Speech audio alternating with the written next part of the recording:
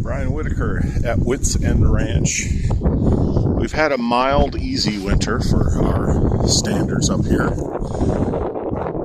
and it's changing. Now that it's spring, officially, it's going to sprinkle in a little bit of winter, but that's kind of common. But that means got to do a little improvise, a little adapting. The calves are still here. I mentioned in the video about possibly marketing them. So the snow here isn't that big a deal. You can see all the snow on their backs. That means they're doing a good job insulating. But the predictions have been changing. Snow totals could be up to a foot. Snow itself, not that huge deal for cattle, for livestock, for bigger animals for the most part.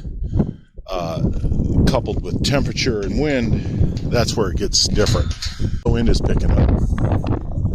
So these guys have been separated for, well, it's the end of March here, since about Thanksgiving. Now you see all the calves want to do is go out and explore the pasture.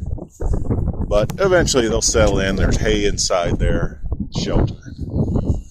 They'll kind of have to take some time to get acclimated. So a little improvise. This is what spring in the upper Midwest here in Minnesota will throw at you. That cow missed the gate, but that's okay. Come on, right here. So the calves will explore what they haven't been in, and the cows will explore what they haven't been in, and then it'll settle in, and they might trickle in and out of this shelter. Like I said, this kind of weather, it's a pretty steady light snow, kind of a sleet in a way. So it's mixed with a little bit of moisture. And Peppy, she can kind of roam wherever she's decided to eat some hay out here. It's not bad. We got a pair of geese and a pair of mallards in the pond, but those two missed the gate. But the gate's open. This is the way it goes. The matriarch's in the lead. Circle around, check everything out, which is good. Check everything out before you get settled in. It's still spring. It still feels good to them. Here comes the other two. This is always nice when you can make a change by just opening up a gate.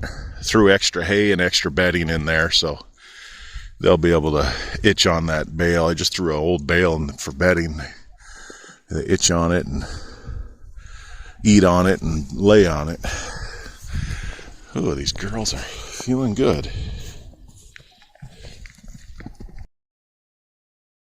Well, some of those calves came back. They did their rounds out in that bigger pasture. Ran around, and there's an opening, a split. Opening on this side and that side. 4 went one way, 2 went another way. That's the way it goes.